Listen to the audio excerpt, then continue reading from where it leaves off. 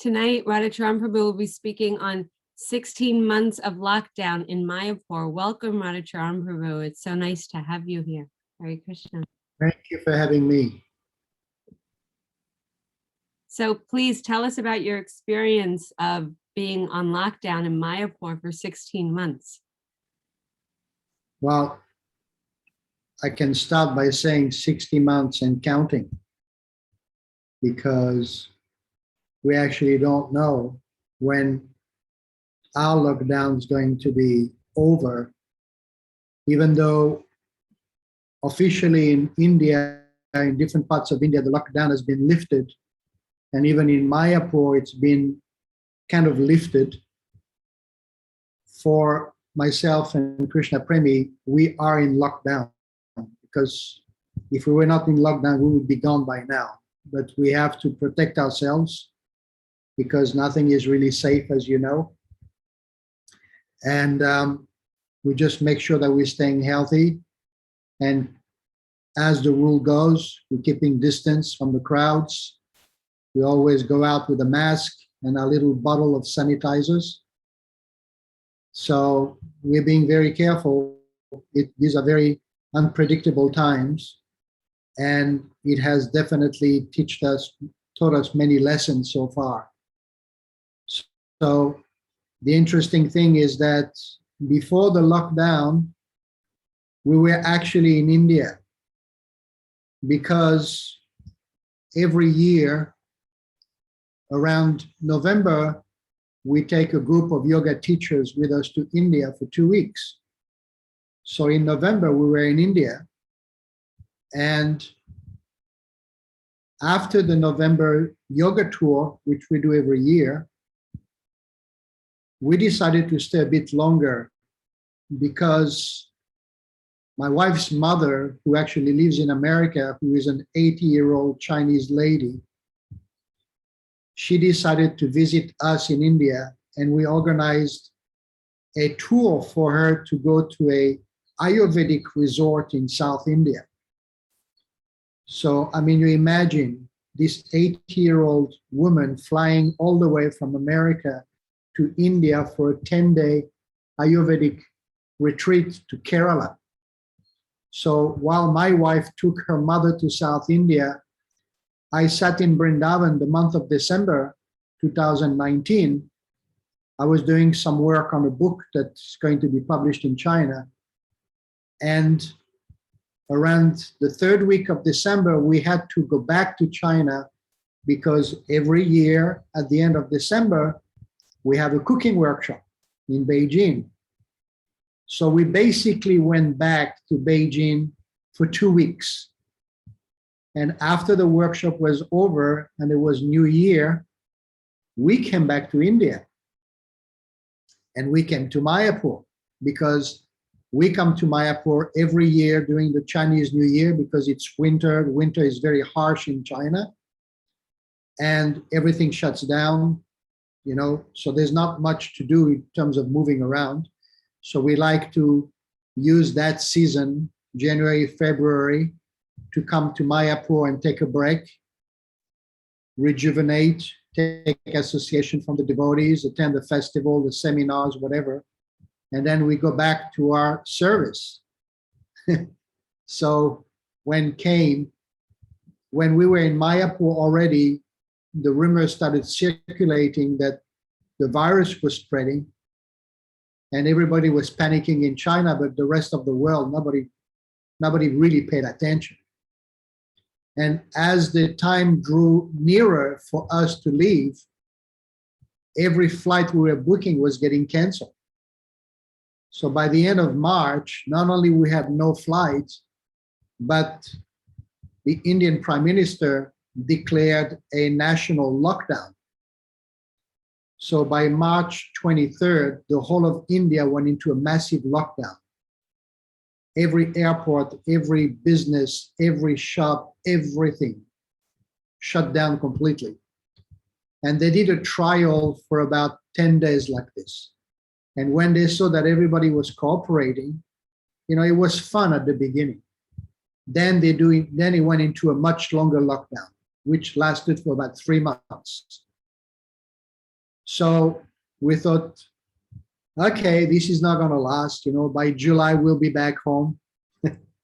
And comes April, and comes June, and comes July, and the virus is spreading all over the world. But India was actually quite okay with the virus. There were not many cases at all, but the lockdown was keeping everything very safe. So we just thought, it would be over soon. Some people said that with the hot weather, viruses don't last very long. So we were pretty confident that pretty soon we'll be home. And, you live between two kinds of expectations.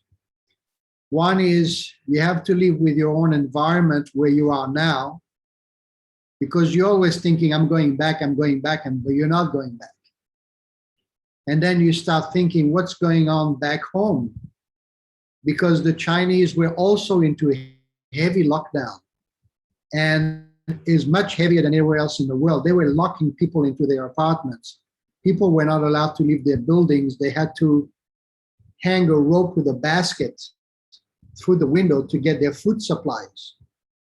And people, high-rise buildings, people were going out to their windows, singing songs to each other just to keep each other cheered up. So we were watching this all the way from Mayapur. And at some point, China started to open. But that's when India started getting into trouble. So by the time we came to September, there was a slight opportunity for us to go back, and then India shut down again. So we were still in Mayapur, and I want to go through the lockdown scene first.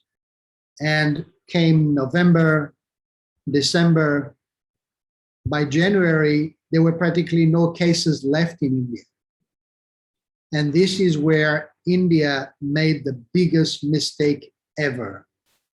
They thought, and the whole world was wondering, how does India do it, having no cases?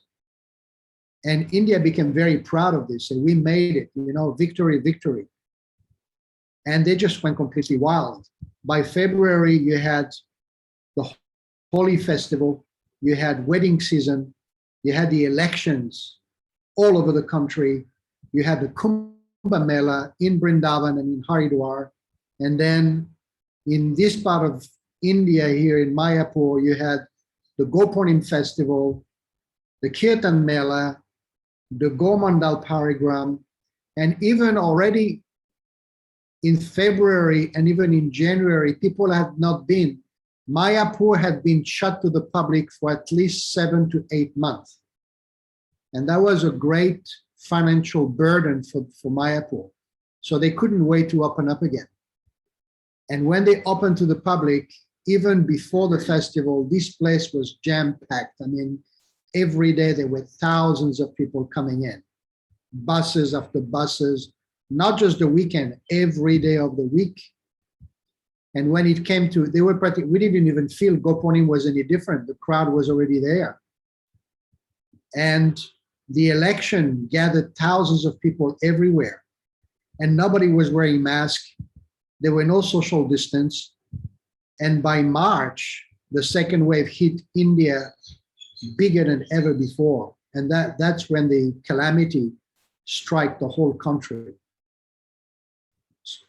So it's much better now. The curve is going down and there are many, many less cases.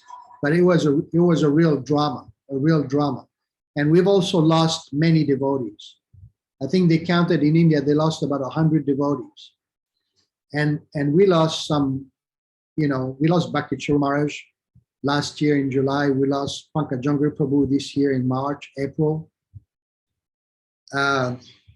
We lost many devotees. In Vrindavan, they lost devotees. In Bombay, in Jaipur, everywhere devotees passed away. So this is the story of the lockdown. But as far as we are concerned, living here in this apartment, it's an apartment that we actually bought 5 years ago. And we feel so fortunate that we have a place to live, because if we didn't have a residence in Mayapur, I don't know how we would be able to cope every day. So we've settled down in here, and we started to live our daily life. And when you don't move, like in China, we move constantly. We're always on the move. So you don't have time to become aware of your environment. But here in Mayapur, not only is you become aware of your environment, but you got to become aware that you're in the Holy Dham. This is Vrindavan. This is Mayapur. And not only that, but we are located in what used to be Mother Sachi's backyard. This is where Lord Chaitanya spent his childhood. You may not see that way because there are so many buildings being built, and there's landscaping and roads and there's noise. But this is Mother Sachi's home. This is Lord Chaitanya's home. And you have to kick yourself regularly to realize that. This is something that the Mayapur residents are very much aware. And over the last year and a half, we've had the chance to actually understand very deeply the devotees who live here in Mayapur are very, very advanced devotees. I mean, you could say the same with the devotees in Vrindavan, obviously, but the devotees who live here in Mayapur are so dedicated and so much absorbed in the pastimes of Lord Chaitanya, mainly through the chanting. And the community of devotees here are always together to make things better, to have a life which is purely Krishna conscious. The devotees are very attached to the deities. They always participate in festivals. They're very innovative. There's many talented people here, many artists, movie makers, painters. Like the construction of the TOVP had to stop for a while. All the workers had to go home. They only came back last winter. And even after the second wave, they had to leave again, but some of them stayed. And the only people that are staying now are the artists. And the artists are either local Bengali artists who are sculptors or Russian artists. And what they are making is just beyond imagination. It's just so amazing. And when the TOVP is going to be open, it's just going to paralyze the whole world. Everybody will want to come and see this amazing eighth wonder. So you get to, because we keep social distance from people, pretty much whatever we witness it either from our balcony on the fourth floor of the building or from the rooftop. And there is so much going on. Our building is basically situated pretty much halfway between the Yoga Pit, Lord Chaitanya's birthplace, and the TOVP. So when you're on a rooftop chanting your rounds, you just walk back and forth, and you go from looking at the Yoga Pit to looking at the TOVP, back and forth. And then you look over the rail, and then you start looking at life passing by. So every day we get accustomed to the same sounds and the same sights that take place between, I would say, 3:30 in the morning until 9 o'clock at night. And because I am by nature quite observant, I pay attention to this and I look at the patterns. And it always starts at 3:30 with some conch blowing somewhere. Someone is starting an arati. I have not located where that place is, but there is this thing where when you hear a sound, you think it's coming from your right side, when actually it's coming completely from your left side. It's difficult to locate where sounds are coming from. And by 3:45, you get 3 different locations of Muslim chanting. And that lasts for about 2.5 minutes. And they do it on loudspeakers. So that's the call for prayer. Muslims pray 5 times a day. And Bengali is no different. 5 times a day, there's the call for prayer. And by the time it's 4 a.m., then you start hearing devotees either chanting japa, or there are other conch blowing in other homes that have little temples. And then we have this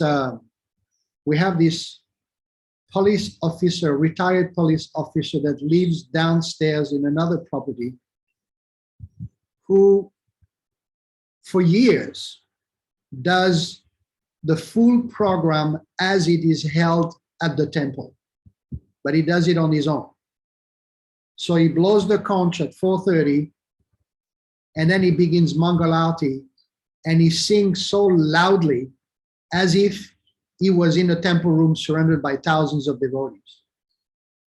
It's interesting because you may know Kripanidhi Prabhu, Prabhupada disciple, who lives in Canada with his wife. He came here for treatment, and they lived downstairs. And one morning, they came to me and said, "Can we talk to the old man and tell him to put his voice down in the morning? It's unbearable. We can't sleep." And then she says to me, "Can you tell him that we are sharing space?" And I said to her, "Sharing space in India? I've never heard of this. You're just going to have to put up with it." And no one, we asked the security guard, maybe you can talk to him. He said, "You can't talk to this man." And I have listened to this man because you can't even see him because of the wall. I've listened to this man every year when I come to Mayapur. It's the same voice, the same melody at the same time. And I'm just thinking, what kind of bhakti does it take for a man to go? He goes through every possible songs. He does the greeting of the deities exactly at 7:00. He sings bhajan on his harmonium during the day. He does the 4:00 arti. He does the Gora arti. All throughout the day, we can hear him. And then it just becomes part of your life. You know, that voice is in your mind all the time. So, you learn to live with that. And it's actually, you realize how all these sounds, that they're not material sounds. That's the point I want to make.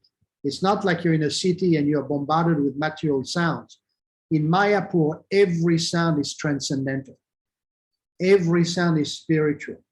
And it goes into your ears. And it doesn't matter what you do. And sometimes you may get a bit annoyed because you want to concentrate. But it actually goes into your ear. It sits into your mind and it goes into your heart. So the thing with Mayapur is that you don't have to make many extra endeavors to be Krishna conscious. It happens automatically through other people. They just lift you up.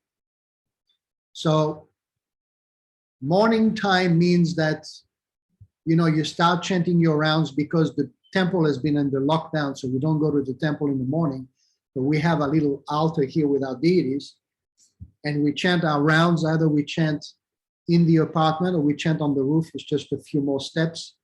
And there's a very gentle, cool breeze every morning. It's very, very pleasant. And you watch the sun rise.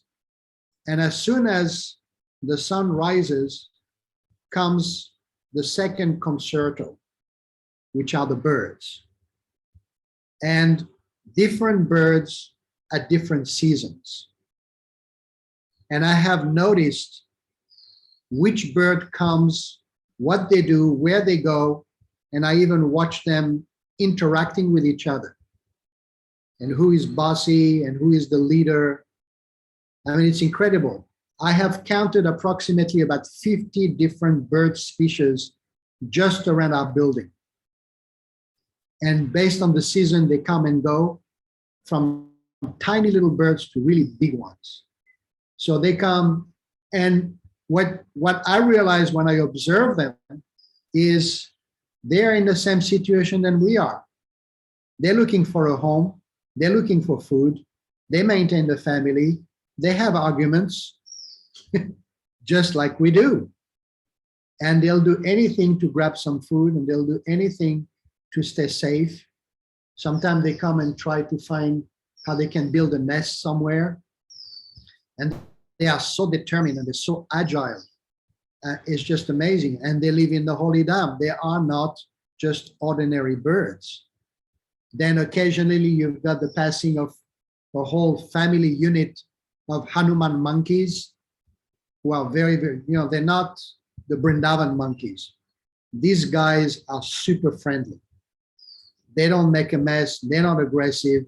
They just sit there looking for something to eat and then they just move on. Then comes the buffaloes. I mean, right outside your door, you've got a herd of buffaloes with sheep and dogs and little cows. There's about 30 of them. And because there are plots of land here which are not being used, so there is some sort of, grass and shrubs and all sorts of things, plus the rain makes it into a pond. And you can hear the sound of the buffaloes going through these fields. Buffaloes don't make much noise. They just walk slowly, and then they go from one part of the property to the other part of the property. The farmers take their cattle here just to graze because there's plenty of grass around here. So all day you'll see cattle, you'll see cows. They're just taken from one plot of land to another just to eat grass. So this is, comes in the buffaloes and comes in the cows. And by that time, you start seeing devotees walking around chanting their rounds. But these devotees chanting their rounds, they don't just chant their rounds. They all walk around with a plastic bag. What do? They go and pick flowers. Now, in Mayapur, there's something very, very interesting about flowers. It's very difficult to find them because as soon as one flower blossoms, it's gone within a second. And people have to guard the flowers that grow out of their backyard because people just come into your backyard and just raid your tree completely. So every morning you get at least 10 devotees, Prabhus and Matajis, crisscrossing each other with bags. And I'm just amazed after half an hour, I see them walking with a bag full of flowers. And I'm wondering, where did you get these flowers from? Because I can't find any. I buy my flowers from the flower wala just down the road. But that's what they do in the morning. They chant their rounds and they pick up flowers for their puja, for their home altar. And gradually you see people coming in. The workers on bicycle, they go to their construction sites. People go to the temple for greeting the deities. And then you have the guy who sells flower gallon. He starts shouting from his bicycle, flowers for sale, flowers for sale. And then comes the milkman, because the cows have been milked early in the morning. Then they come on the bicycle with 2 drums full of milk and they start selling their milk. So you get a knock on the door and you get fresh milk at your door. And it's quite cheap. I think it's about 50 cents for a dollar of fresh milk, for a liter of fresh milk. So we get that on a regular basis. And then you have the devotees who go on Harinam. So around 6:30, 7 o'clock, you get a group of devotees going on Harinam. They just go around the blocks. Sometimes 10 devotees, sometimes Matajis do Harinam, sometimes the Prabhus do Harinam. And they do that in the morning and they do that in the afternoon. So all throughout the day, you get all these things going on. By mid-morning, you get all the people who sell vegetables. Even though there are many shops around here that sell fruits and vegetables, these guys are smart. They take the vegetables on the back of their bicycle and they just sell it at your door. So you hear all these sounds of people shouting out, to sell their stuff and to present their goods. And it's a whole life going on. So this happened all throughout the day. So you become aware of all these sounds and they just become part of your life. And you accept this as part of your routine. And you do your things every day. So one thing I wanted to explain is the first few months that we're in lockdown, we thought, okay, this is great time to catch up with sadhana. So we started chanting many rounds. And then we started diving into reading the Bhagavatam. I mean, non-stop. And we thought, this is fantastic. We're catching up, learning shlokas and doing this and doing writing. One thing that we started doing to stay in touch with our congregation in China is starting writing articles every week. And every week we write an article on a different topic. So like on Wednesday, Thursday, I write the article. And then on Thursday afternoon, Friday, Krishna Premi translates it. And then she puts a layout because it's all on the phone with photos, sometimes short videos, and then music. And then we put it out on Saturday morning. It's going to go out in about 20 minutes now. So we've been doing this without fail since last year in March. So we've published about 72, 73 articles so far, each time on a different topic. And we get, between 1,500 to 2,000 readers. And when the topic is a hot topic, like I wrote a topic on COVID, we got almost 8,000 readers. I did another one on Mother's Day, but it wasn't about our mother. It was about Mother Earth writing a letter to her children, thanking them for all the mess that they're making. And that got another almost 5,000 readers. So this is taking us every year on this little marathon. And you got to be taxing your brain. What topic am I going to discuss next? And it's 1,500 words, so you got to make it quite concise and bring in shlokas from the Bhagavad Gita or from different shastras. It's got to have a spiritual lesson to it. So we've been doing this, but then by June, July last year, something happened. Zoom came into our life. And that, I don't know, I still don't know if I like Zoom or not. It's a whole different weird kind of lifestyle, I think. It has its advantages because devotees have been staying in contact together and so many lectures are available and we see each other and we talk to each other. But after a while, honestly speaking, I wish I could just be with human beings that I can see with my own eyes. But we started getting involved with the Chinese BBT. So we started having a Zoom call on a regular basis. And then we started having a Zoom call with management. And then we started doing seminars online, workshops online, like for 3 months in a row. And you got to be right on time every Monday, and then every Tuesday morning, every Wednesday afternoon, every Friday noontime. And it just went from one to the other. And I realized, what happened to my reading? What happened to all my extra rounds? It's all gone into the Zoom. So after a while, I think by October, November, we started slowing down with the Zoom lifestyle. And we're not doing too much of that anymore, but still very, very active. So what happened with this whole Zoom lifestyle is we started connecting with people that we've met over the last 10 years that we haven't had time to cultivate, to really get into their lives. And what we did is, Krishna Premi did, she started a Bhagavad Gita, a daily reading of Bhagavad Gita.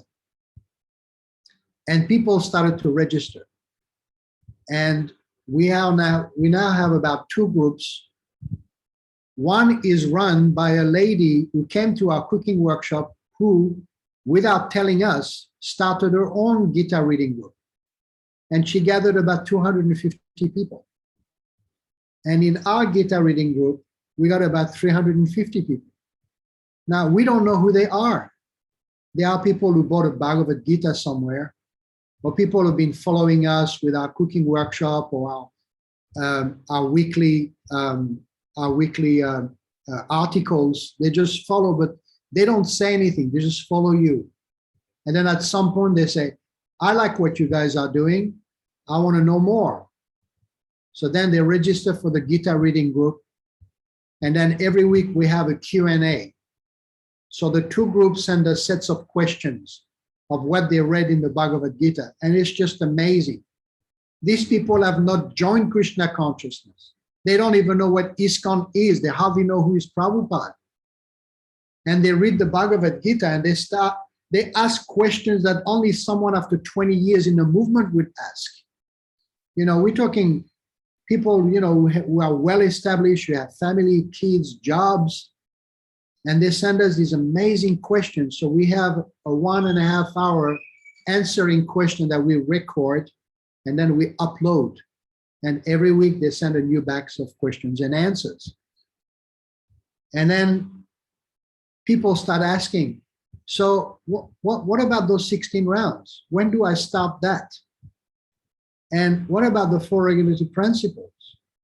And how do I offer my food?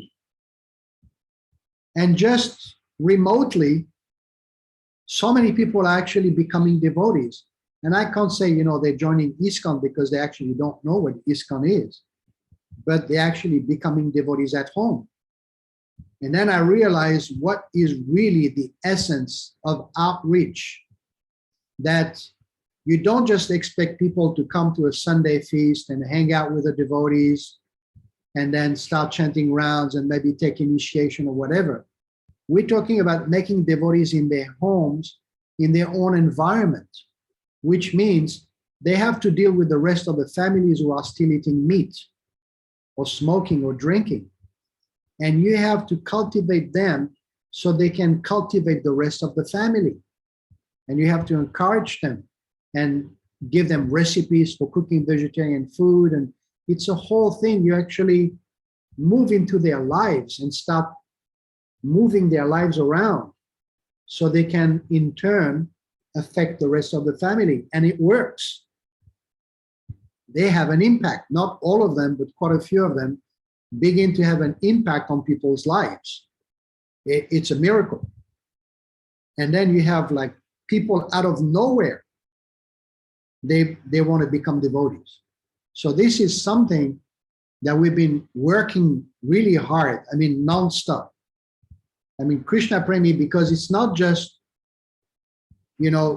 giving a class, is people call you between classes and they want to talk to you. And you got to give them attention. They talk about their problems for hours. And then you encourage them. And then they feel better next time. Some people, they're on their way to work and they call you and they say, I've already chanted 6 rounds and I'll chant another 6 when I come back from work tonight. It's like, who are you? We don't know who they are. It's unbelievable. So it showed us that there are people waiting everywhere to become devotees of Krishna. And I believe that being in Mayapur is what's giving us the spiritual Shakti. People, they always ask us, when are you coming back? When are you coming back? And it's like, we're already back because we are always with China, even in Mayapur. But still, we know that we need to fulfill our duties to go and look after these people in a very practical way by going back there. So there's another part of Mayapur which is amazing, is to understand what Prabhupada actually created. And when you come for 2 weeks or 3 weeks during the festival time, you fly from the US, everybody knows you can fly to the Holy Dham, but your mind is still back home. It takes a week for your mind to catch up to realize where you are. And by the time it's time to leave, your mind has finally settled into the Dham. So when you go back to your country, your mind is still in the Holy Dham. So when you come to the festival, you don't really realize what's going on. You're just, going with the flow of everything that's happening, the festival, the seminars, the kirtans, the feasts. But when you actually leave here, you take the time to contemplate what Prabhupada has created for us. And it's unbelievable that Prabhupada has created a place for the whole world to come and live and to get the mercy of Lord Chaitanya. And the devotees who live here, like as mentioned previously, they leave that gift. They live with it. And you know that it's a gift because they don't keep it to themselves. For example, We can be sitting at home doing some service, and suddenly there's a knock on the door. And you open the door, and you have one devotee with a plate of Mahaprasadam from the Panchatattva. This is for you, Prabhu. You know, there's a festival like Snan Yatra, and Jayapataka Swami makes sure, because devotees go out, that the prasadam is going to be delivered to everyone's door in Mayapur. And you have devotees dedicated to have a whole team that go on their bicycles and rickshaws to deliver door-to-door Mahaprasadam. I mean, where else do you see that? The prasadam in Mayapur, this is another whole topic in itself. The prasadam in Mayapur is, it caters for every possible mind and every possible taste. You have, I don't know how many, at least 6 restaurants. Some of them are open, and many of them just do home delivery. So you have a community forum that you register with, and every day they send you the menu, what time they deliver, how much it costs, and what you want to eat on that day. And they bring it to your door. Then you have the Mahaprasad restaurant, which is open every day, and every day they cook the same thing, it tastes the same way, and it's extremely cheap. Like, you don't feel like cooking, get on your bike, 5 minutes ride, and you get a huge feast for, $5. So when there is a festival, the gates are open, everybody gets prasadam for free. It's just an ocean of prasadam distribution here.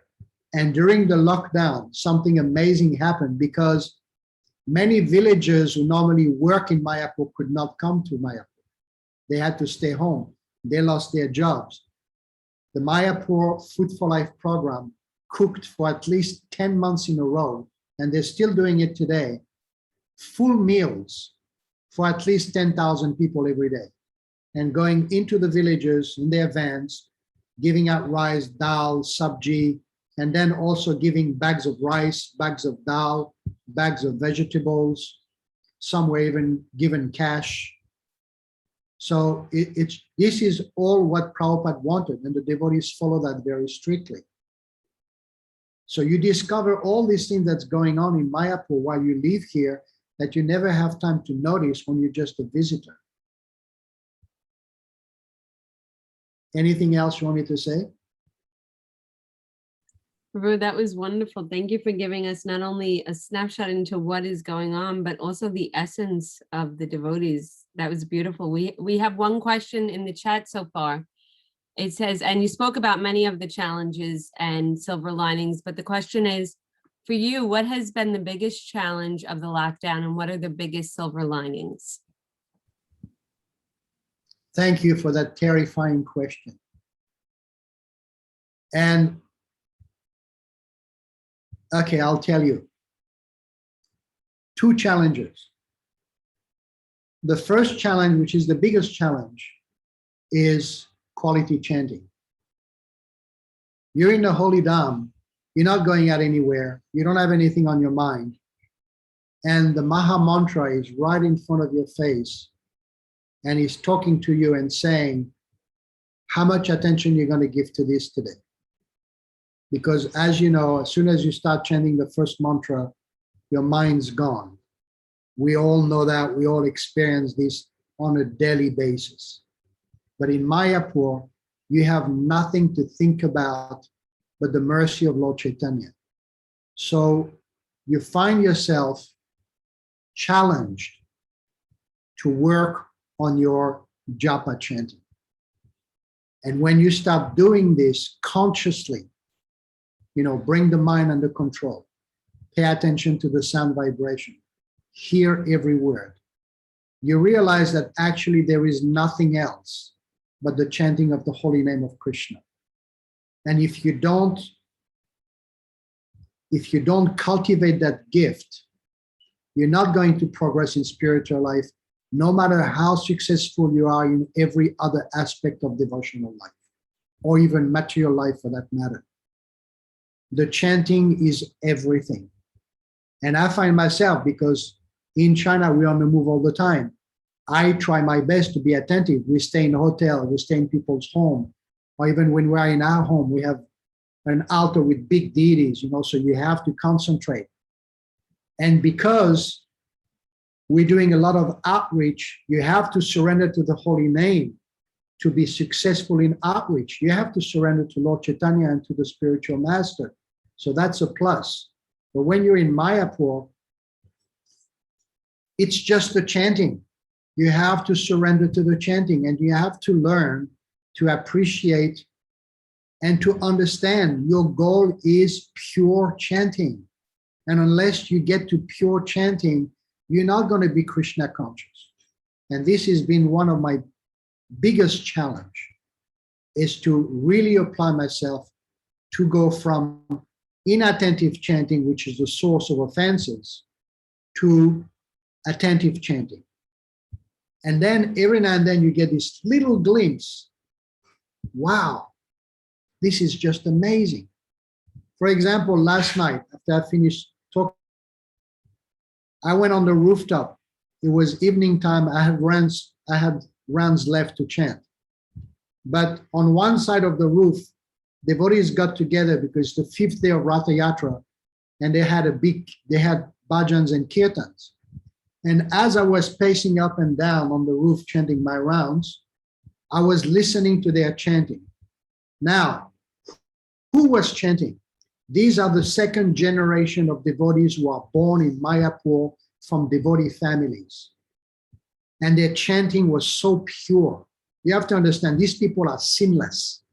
They were born here, they grew up here, they are now 20 years old, they've got their own kids, and they get together to chant the holy name. And I felt, and then on the other side of the building, there were Bengali bhajans going on with the chanting of the holy name. And I realized I was surrounded by the chanting of the holy name. And I thought, that's what it means. When Rupa Goswami says, I wish I had millions of ears, I wish I had millions of mouths when I hear this word Krishna. So this has been my biggest challenge in Mayapur, is to get into quality chanting. And the second biggest challenge, which is more painful in some ways, is the fact that there's not a single moment that I don't think of returning back to my service. And this is tearing me. And I look at the Panchatattva, and every now and then I go to Gurudev Samadhi. I don't go all the time, but every now and then I go. And it's easy because with the lockdown, there's no security guard. So you can go right with your bike all the way to the Samadhi. So I go to Gurudev Samadhi, I pay my dandavat, and I say, Gurudev, when? When do I go back? So last year when I asked him that question, he just said, just settle down. You're not in a rush. The situation is heavy. But then a couple of months ago, I asked again, and he said, do the needful. Do what needs to be done to go back. So it's been for me being pulled by trying to merge myself into the holy Dham, which is so unique and so special. I don't know when I will ever get a chance again. When I mentioned at the beginning of this talk that we arrived in India in November 2019, we only went back to China for 2 weeks, which means we've been in India for nearly 2 years now, if you add it up. And I'm thinking, why? And I see devotees going back. I see devotees going to Australia, going to Sweden, going to America. And I'm thinking, we're only 2 hours. Our flight is only 2 hours from China. Calcutta to China is 2 hours. And we are still here because there are no flights. And I see that because everything is open in China, devotees are out there, they're doing programs, and I'm thinking, how come I can't do this and they can? And I'm thinking our deities have been sitting on the altar for almost 2 years now in the same clothes. We change them all the time. But we have a big picture of them on our altar here. So we do Manasa Puja. But still, this has been very, very difficult for me, not being able to go back.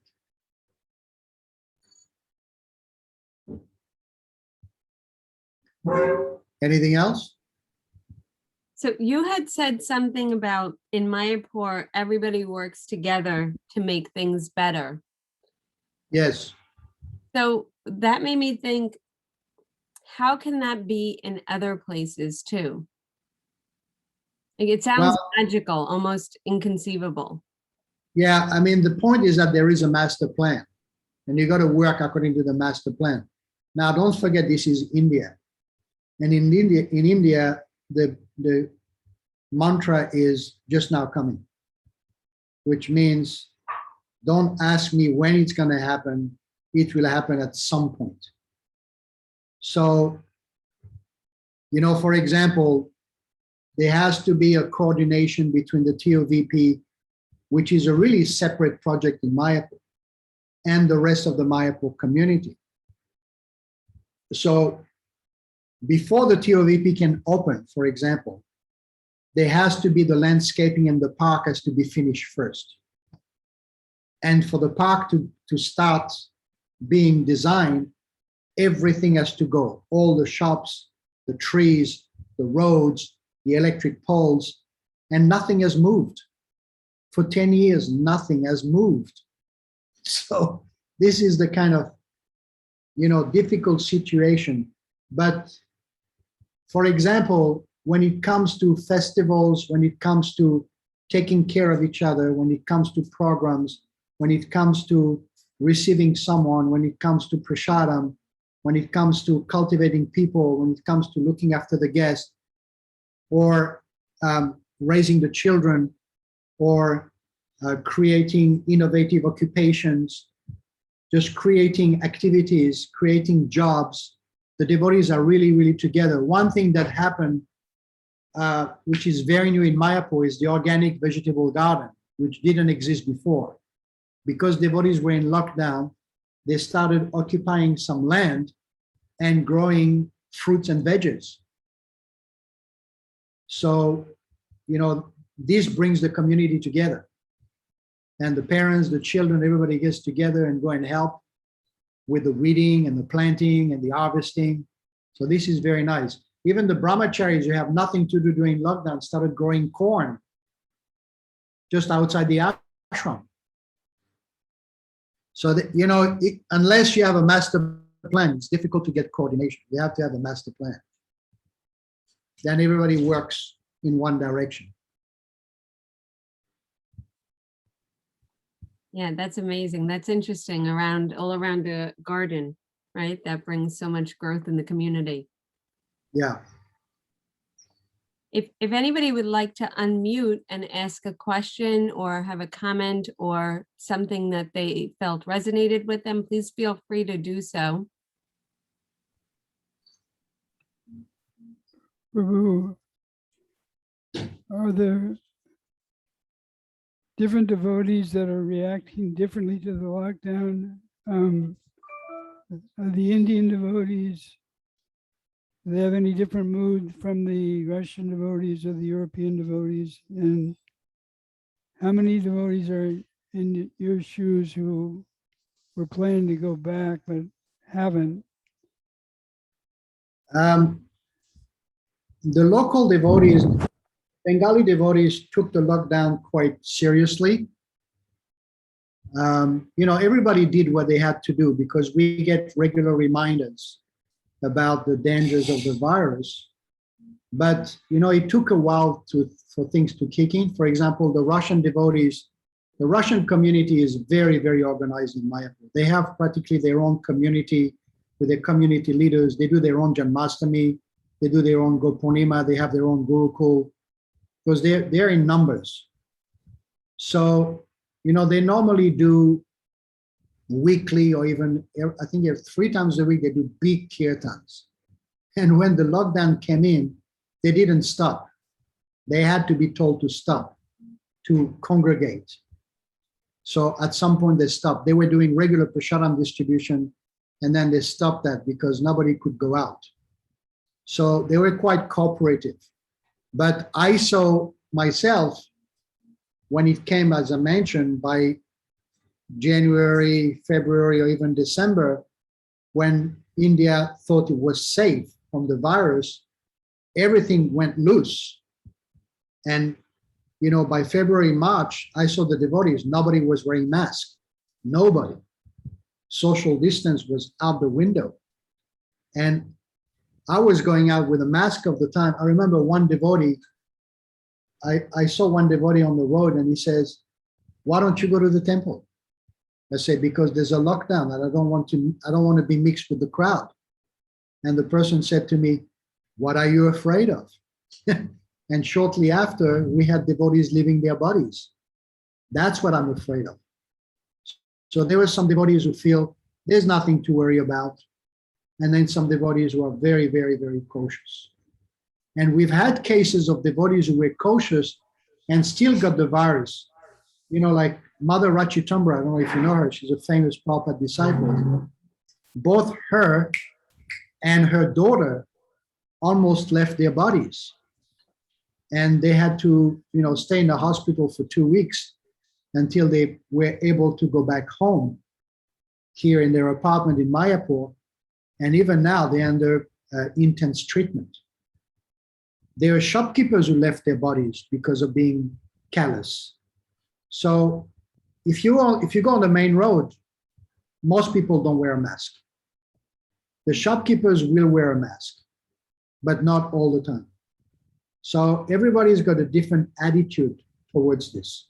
Like some people wear a mask, but they're only covering the mouth. When I go and get prasadam, I have to remind people, wear your mask if you stand in queue, otherwise move away. People have to be reminded all the time.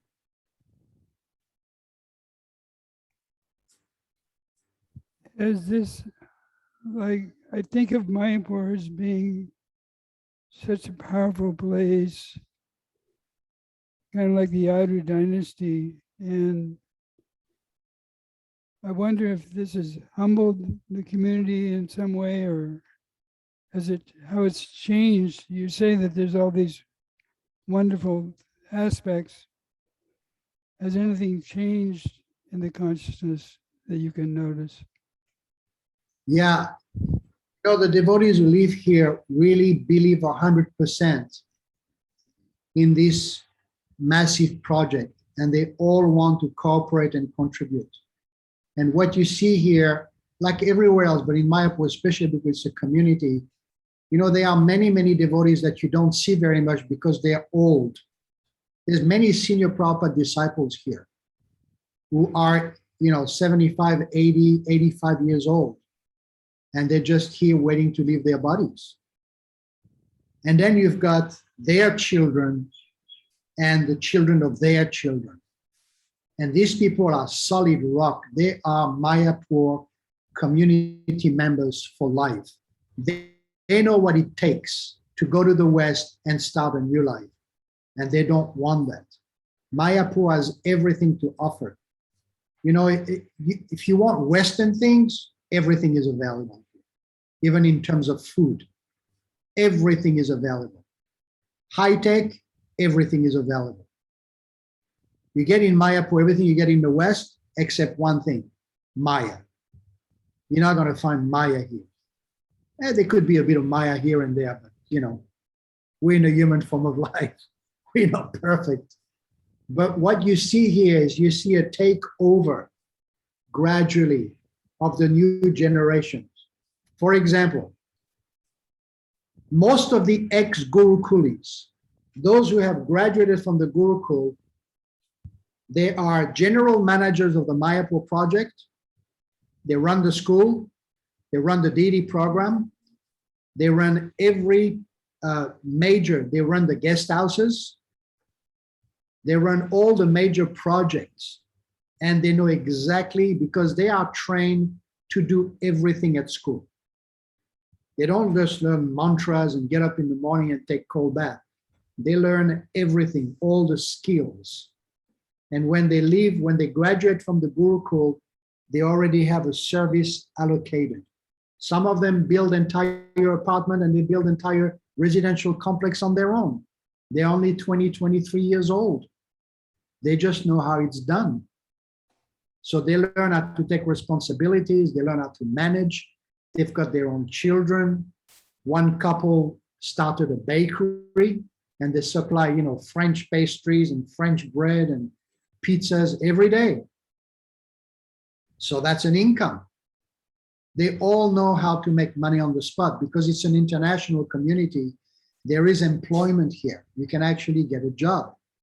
And then you've got devotees who are good at fixing computers, devotees who do physiotherapy, devotees who do Ayurvedic treatments. They all have skills and then they have an employment.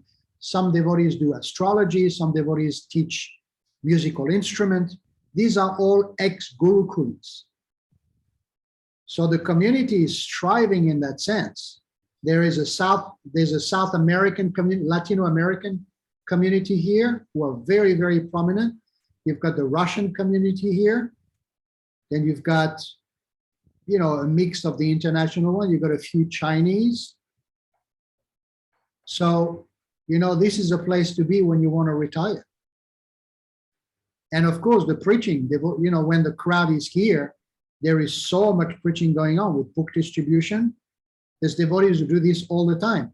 And the Harinam, devotees go on Harinam around the compound every single day. Now it's not as much because of the lockdown. But when you have 10,000 people or 20,000 people visiting every day, and you've got a Harinam party getting everybody to chant and dance, it's very, very powerful. And this is all done by the second generation.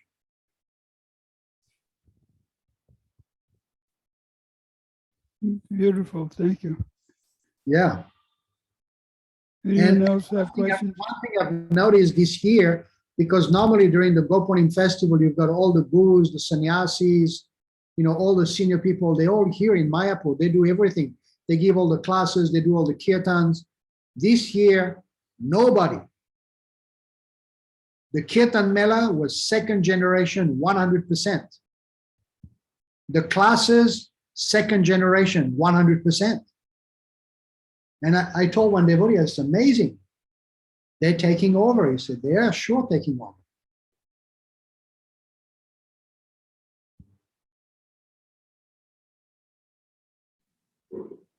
Sounds amazing, Prabhu. It is. It is amazing. Yeah. Sounds like the place to be for sure. It is the place to be. I mean, even for families, whether you want to retire, there are families who come here with their kids, they settle down, it's all beautiful, and then they try everything, either because of the kids or maybe the wife doesn't fit in or the husband is too bored. They don't find their place and then they go back. And when they go back, they don't stay 5 or 10 years before they go back. They make up their mind pretty quickly after they settle.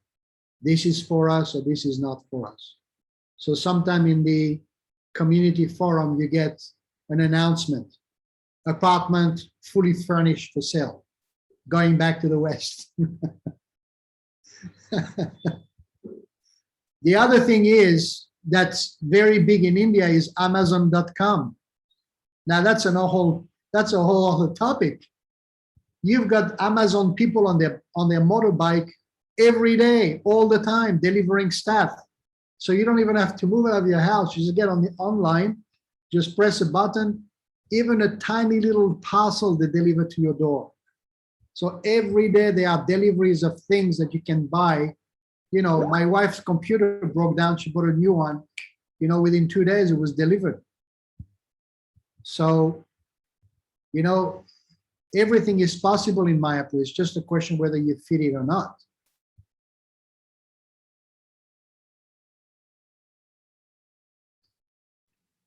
Thank you so much. If anybody has any questions or comments or would like to say Haribol, please feel free to unmute. Wow, Indra is online.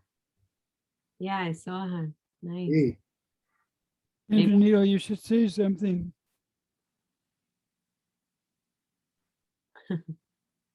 Wow, now I'm really nervous.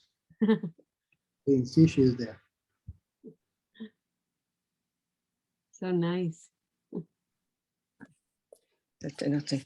Hare Krishna, please accept my obeisances. Glory to Guru Prabhupada. So nice to hear from you, Rahacaran Prabhu. Yeah, it's nice to hear you too. I came a little late, but I wanted to, but I was busy. And when I was, oh no, 5:30, which would be, and I said, oh, and it was so wonderful what I got to hear. And of course, the other day I also heard you during Vyasa Puja. Oh, So yes, you were there too. That's right. it was Thank you. wonderful. Yeah.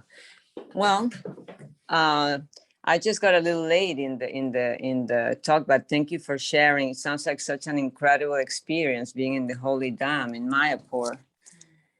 And, it made me think about the master plan, how, I don't know the Mataji's devotee who asked the question, but yeah, how we have so much to learn from the Mayapur community, how to have like, the same goal. A master plan is kind of the key so that we can all work in the same direction, right? And contributing whatever our skills are and our abilities for the same purpose.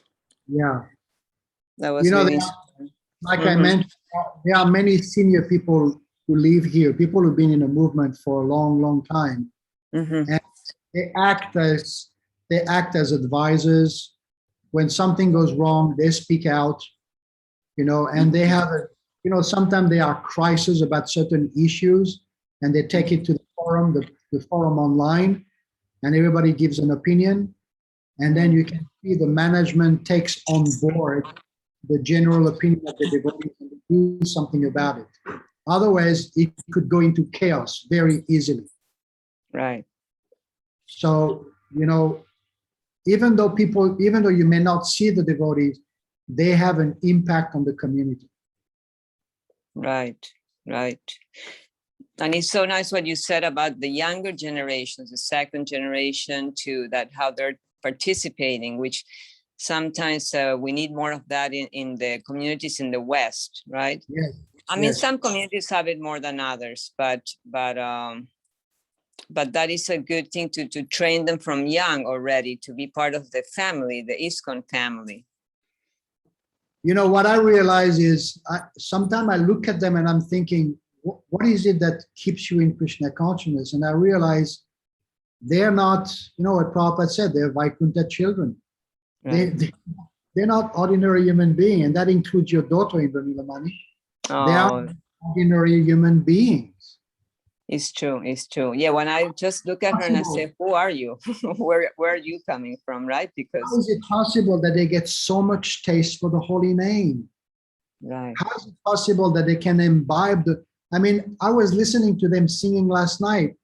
They're Latino American devotees who sing like Bengalis. I think, where did you get that voice from?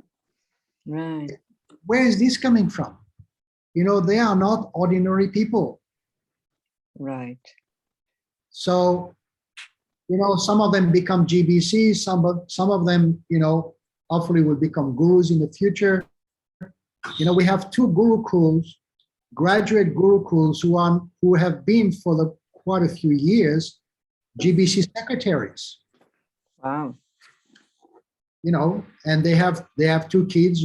Now they're in lockdown in Australia for a year and a half, but normally they live in Mayapur. Not only they are GBC secretaries, but they are completely involved in teaching in Mayapur also. Right. Solid people. Wonderful. Very nice. So right now you are in Mayapur, Prabhu? Yes.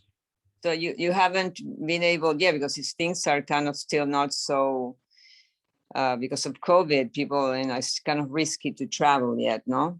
It's not just risky to travel, there's just, the airports are closed except for international flight where countries will receive you. India has a bad name right now. Exactly, same with Argentina. Right now India has a bad name with China. So China, what happened with India is China opened to India last year in November. And of course, the Indians, it's very close to China, so they go for business. Hmm. And they started faking the negative test. Mm. They just pay, a clinic, whatever, money under the table to get a document that showed they test negative. So they get on the plane because they test negative, and they all get tested when they land. And obviously, they all test positive. So the Chinese say, we're not going to look after your people. We're just going to stop you from flying. And that's what's been happening. They just stop any flights from India. Oh. Right.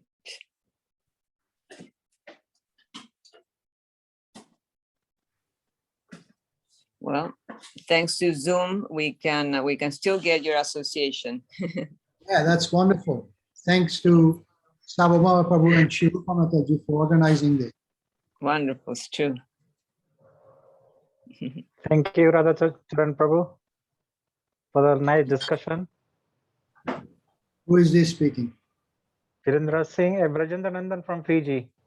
Oh, okay. Oh, yes. Haribol. Haribol, I like your discussion, especially you mentioned about how devotees in Mayapur are so skilled in different areas of life, different areas of practices. Like they're skilled in cooking, management, etc. Yes, you learn it. Devotees are very organized.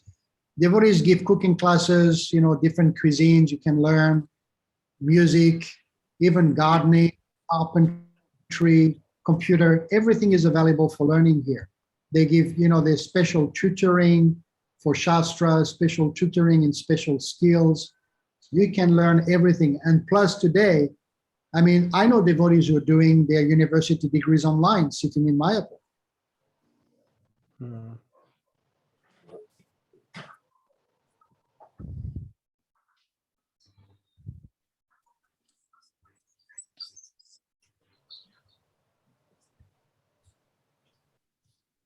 So Anyone else? is anybody else? Would anybody else like to unmute and ask a question or make a comment?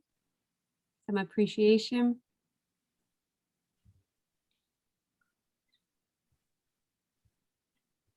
Anyway, I'm sorry we didn't get a bigger audience. Somehow in China and other places, people are not as materially comfortable as, Yes. as America. So you understand what I'm saying? It's quite incredible actually that not a single Chinese devotee was infected by the virus in China. Not one. Wow. Yeah.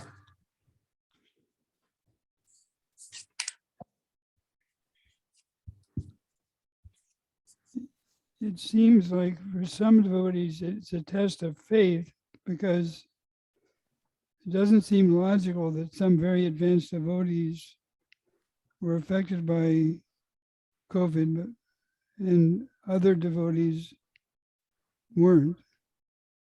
It's true, Prabhu, because, for example, last year when COVID came to Mayapur, I would say at least 15 devotees, and we're talking senior people because as you get older, you're more vulnerable. At least 15 devotees got infected. And straight away, what happens here when you get infected, you've got doctors who come and look after you for treatment constantly. You're not on your own here. And these devotees just went straight into isolation and they recovered. And we know the recovery rate because what you hear in the news, what you hear in the paper in terms of people being affected and people dying, but actually the recovery rate, and it's not just India, it's all over the world, is 90%. People do recover. It's just that now when you go to the hospital because you sneeze, they say you've got COVID. You got a headache, you've got COVID. So for anything that happens, physically speaking, they brand you as COVID, when actually it's not. So most people do recover, but we've lost devotees here like, Pankajangri Prabhu, he was one of the devotees who had to stand out during the festivals because there were no GBC sannyasis, gurus who normally take over the festival and, do all the seminars and stuff. So he mixed with the crowd a fair bit. Now you could say, well, Jananivas also mixed with the crowd, and they lived together. But Pankajangri Prabhu passed away and Jananivas Prabhu stays with us. And another Mataji also who had stage 4 cancer, they said she passed away from cancer, but actually she passed away because the last week when she was still on her bed, she said, I want the door open. I want the devotees to come. I want to have kirtan. And she got infected. She actually passed away from COVID, as the last stroke of her stage 4 cancer.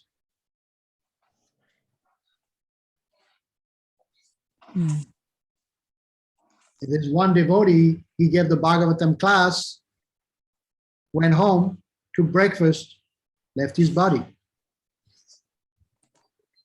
Wow. So, these are the plans of the Lord. It's beyond our control.